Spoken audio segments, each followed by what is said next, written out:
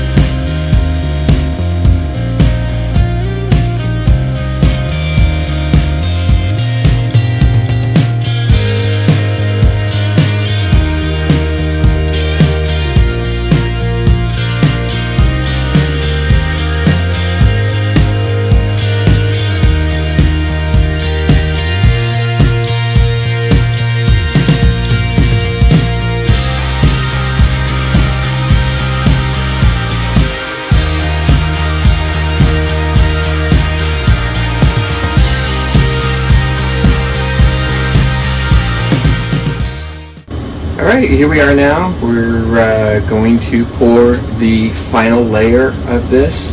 So I've already pre-mixed the deep pour epoxy. That is what we are going to be using for the final layer. We're going to be pouring just about an inch here. Again, this is oversized, so the ends will be cut off, and the shelf will actually be cut down a little bit. But let's see if we calculated everything out correctly, and we will pour this up.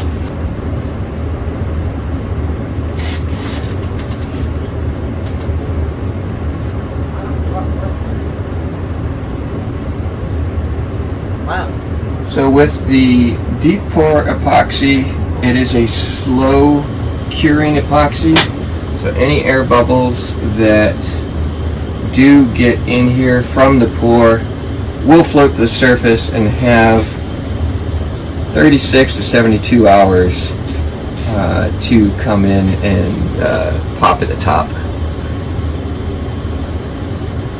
I'll keep checking this as well, making sure that nothing kind of seeped up or got stuck underneath the shelf.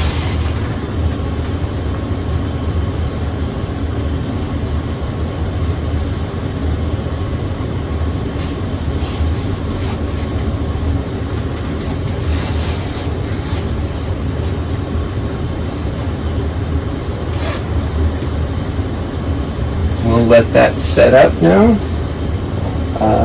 It is nice and clear.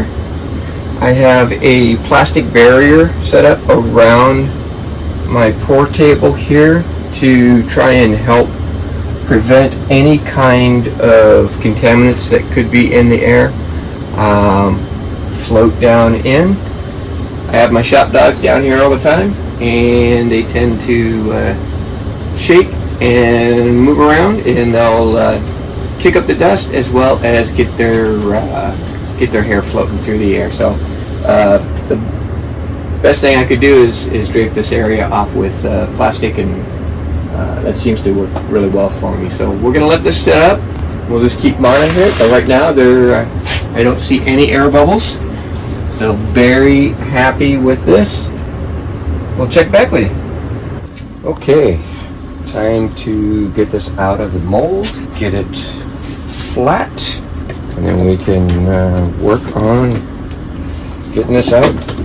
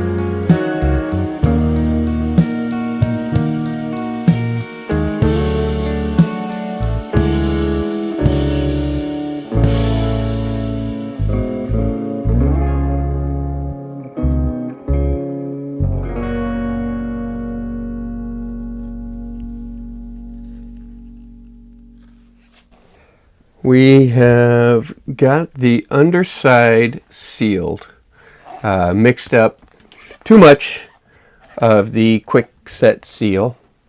I actually mixed up 6 ounces, which is basically an ounce per square foot. This is about 6.5 square feet for this shelf. Generally, I do an ounce per square foot. That's if I was going to cover it completely. I don't need to put the quick set seal on the epoxy. This is already sanded to 320 grit.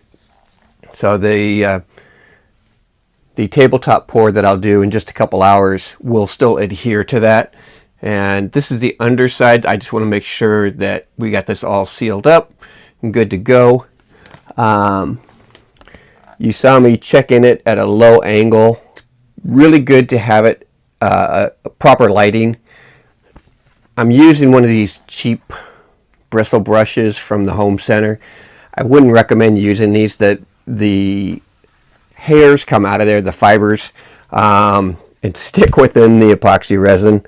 Luckily, I can see it when I'm looking at it at different angles, looking at the glare coming off the light. So that's kind of what you want to do, and that way I could pull them out before this sets up.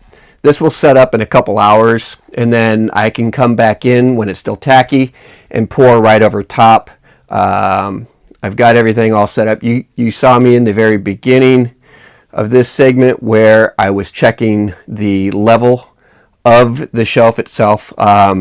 Very important, because when I do the bar and tabletop pour, it's self-leveling, and I want it to level out and be equal all the way across. So we will let this set up and then come back to it in just a couple hours, and we'll do a bar and tabletop on the underside.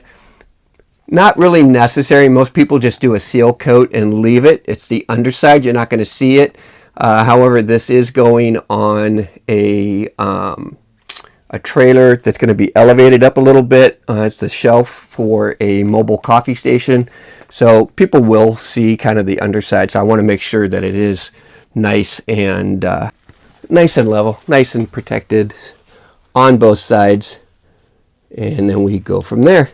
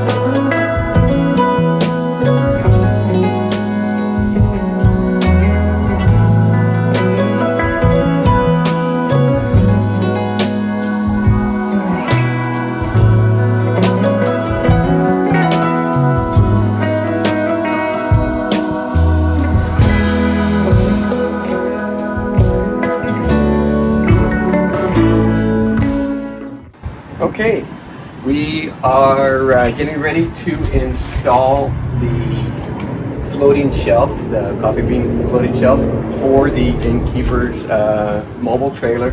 This is the current setup. It was an old live edge slab. It still has the bark on there, which you can see is starting to come off. So they were in need for a upgrade, and this will be a big upgrade for them. Currently what they have to do is they have to bolt it in 8 different places. We'll take this off and get this out of here.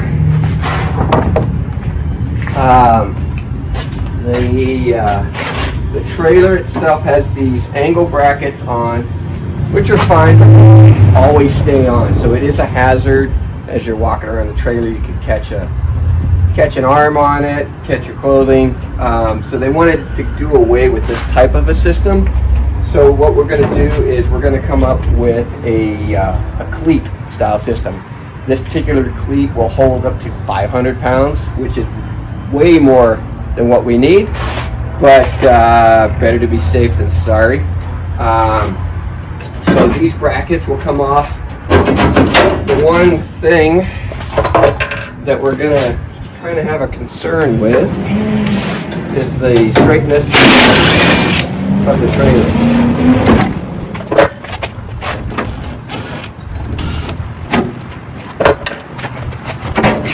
Okay, I had already taken off most of the bolts on the inside. So going to fill these holes. We'll mix up some Bondo and fill the holes so that they won't get any water in there. Because we are in a wetter climate here in the Midwest. I've already drawn the center line. It is a 6-foot window, and that's why we made the shelf a 6-foot shelf. So just a little preview. This is what it's going to look like. And it's going to be, like I said, a floating shelf. So we're going to do cleat system. I'm going to countersink it into the back, or recess it into the back. This, I've drawn the center line already. This is the center line of the cleat. So this will be on here. And then what we'll do is I'll drill new holes all the way through, bolt it from the inside, similar to how these were bolted before. I'll probably drop it down just a little bit, but in looking at this trailer, where these brackets were, it has pushed in the sheet metal. So I'll have to shim it a little bit in those areas, but it'll be a far better system than what it was before. Just for the fact that you're not going to have those angle brackets sticking out. This is what's going to be on there. This is aluminum. This won't rust. It'll be a nice little setup. And then they can just pop the shelf off. They won't have to do any bolts. It will most likely do a fastening system on the top that they can hold down and put in to stop the shelf from popping up at their events. Let's get going on this thing. Okay,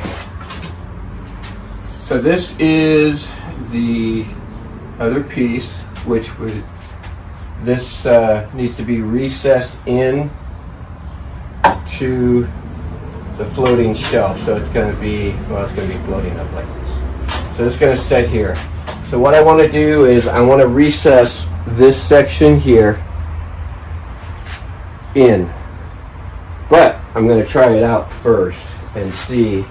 So I first grabbed just a piece of pine, 1x, but then I need to bury it. So it's actually it's a little over a 1/2 inch. Maybe it's actually a 1/2 inch. It is actually 3/4. So grab a 2x4. I have the depth set. There's no battery in, so I have the depth set to the distance of that. So it's 3/4, and then I can actually check it with this here. We are right at 3/4. And then coming in, This is 1/8 of an inch. So I want to bury it 1/8 of an inch into the floating shelf. So to test the theory, I'm going to try it on this 2x4 and see if that mates it up. So what I had to do was I measure in from this edge, and then looking at, I need to go in 1/8 of an inch, that is at 2 inches. So what I'm going to try and do is inset this 2 inches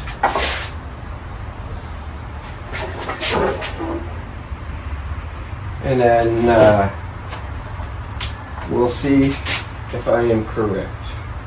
I'm just going to screw this down because it's just got to rest on this rail. This rail is for my router table sled.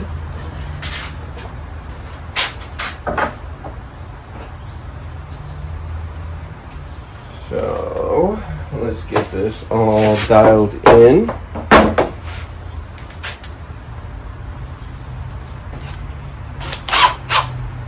Let's make sure that we are at 2 inches. We are.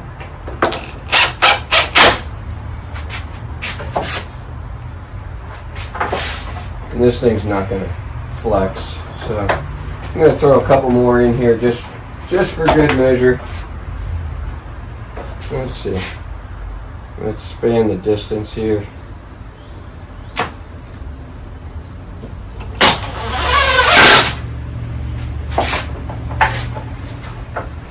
This is just a test. It is only a test. All right. So, theoretically, if I've done my calculations correct, we can get on the first time. So I just need to go, this is 49 inches. Doesn't matter where I go, I'm just gonna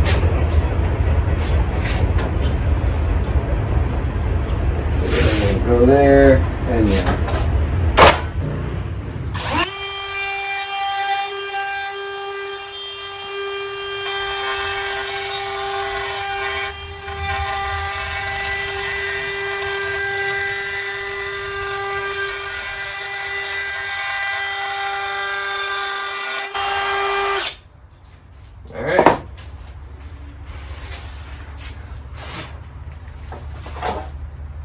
Moment of truth. Like a glove. Yes. That is perfectly flush.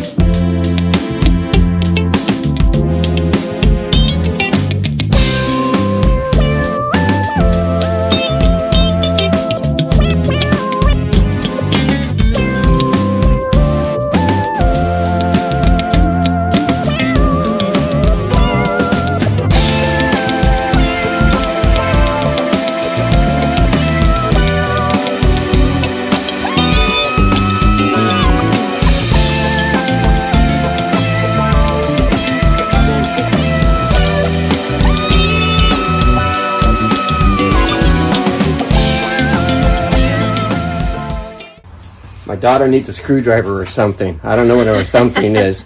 I'll get her. I got a screwdriver, but what's an or something? Granddaughter's toy. What do you know? I happen to have a screw gun with a or something bit in it.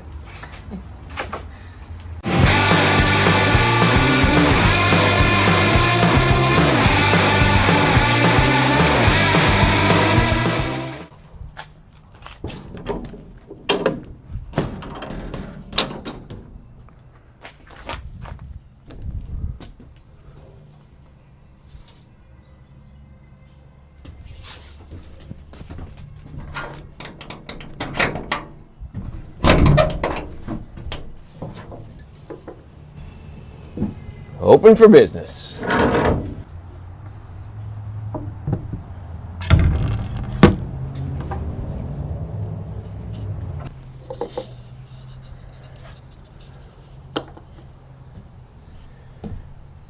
All right. Another one done. This beautiful black walnut with a WiseBond deep pour, and then coated with their bar and tabletop will serve them well. This is their mobile trailer they take out to events locally around town here and other small towns, colleges. It has Innkeeper's coffee beans that are impregnated down into the epoxy resin, and it's sitting on a cleat for an easier removal than what they had before. Utilizes the brackets on the end for extra support due to the weight of the shelf. Yeah, it's a little wider than what they had, and I think it'll be well for them. That's going to do it on this one here. Turned out great. Of course, using what I feel is the best epoxy resin out on the market today, WiseBond epoxy. Utilizing my standard 3 that I use from them.